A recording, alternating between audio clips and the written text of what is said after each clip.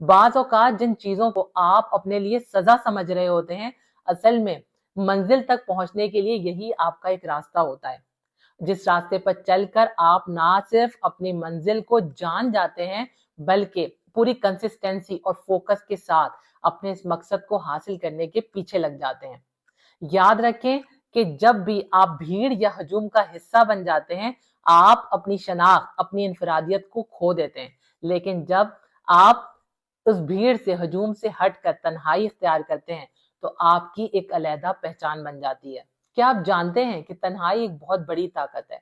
जो शख्स इस ताकत को हासिल कर लेता है, वो दीन और दुनिया दोनों में कामयाब हो जाता है। अल्लाह के बाद आपका असल मददगार सिर्फ आपका अपना वजूद है। अगर आप खुद को नहीं संभालेंगे तो कोई दूसरा आपको नहीं संभालेगा।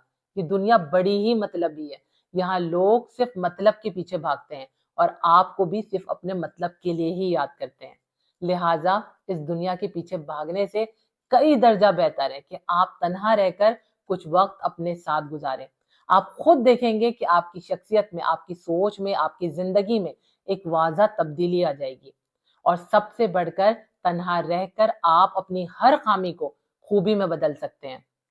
जो लोग तन्हाई पसंद होते हैं, वो बज़ाहिर आपको तन्हा नजर आ रहे होते हैं, लेकिन वो दूसरों के मुकाबले में मेंटली और इमोशनली कहीं ज्यादा स्ट्रांग होते हैं। ऐसे लोगों की डिसीजन मेकिंग पावर बहुत ज्यादा अच्छी होती है और ये तन्हाई उनके अंदर एक ऐसी ताकत पैदा कर देती है, उन्हें इतना ताकतवर बना देती है कि वो हर तरह के मुश्किल हालात को फेस करने के काबिल हो जाते हैं और उस सिचुएशन से खुद को बासानी बाहर भी निकाल लेते हैं।